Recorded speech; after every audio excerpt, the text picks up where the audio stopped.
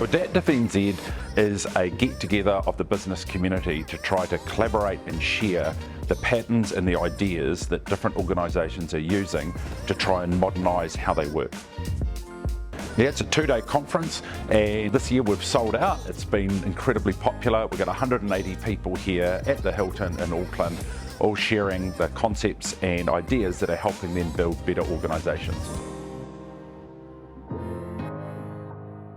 If you're working in any organisation, change needs to be part of the norm today. Yeah, I think change is unavoidable. In fact, I think that by not giving our organisations and our people the tools that they need to cope with the volume of change coming at us is actually unfair on our people. Organisational leaders have a responsibility to equip their people to be able to cope with what's coming at us. My advice to any leader when it comes to change is it's happening anyway, no matter what. Change is constant.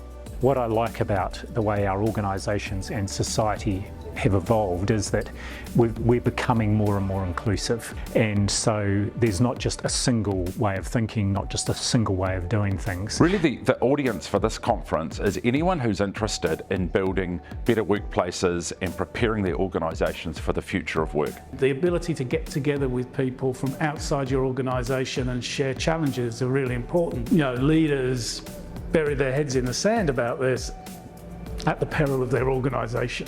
Create these environments, create the energy, and then nurture the opportunity. And this is a nurturing environment.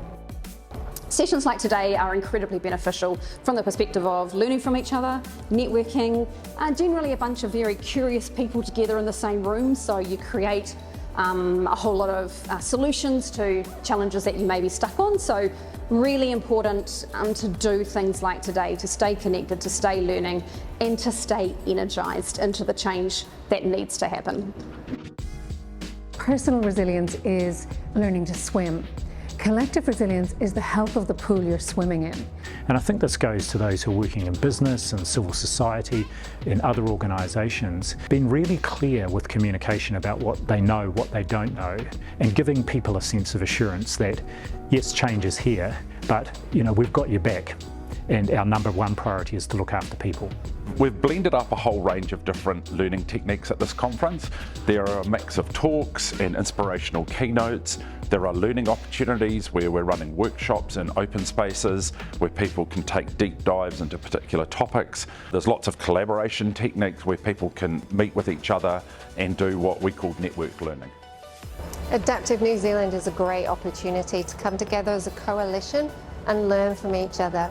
I love the language, love the intent. I think it's been super useful, and particularly for me, who may have come and spoken today, I've actually taken quite a lot away from the engagement that I've had. I think a great source of inspiration around how to deal with change is through collaborating. I've found lots of inspiration hearing the stories of organisations that have made some successful change, where I think now there's a greater realisation that it's not about perfection, it's about setting yourself up to be able to evolve, to be able to proactively take opportunities, to face challenges, to sort of bounce back when things don't go your way. Change can be led from within an organisation, but it's incredibly hard for people. It can often lead to burnout, and I think it's actually just unfair. So our intent this year was to run an experiment and check whether there was appetite within the New Zealand business community for this conference, and it's a pretty overwhelming yes, because the conference is sold out.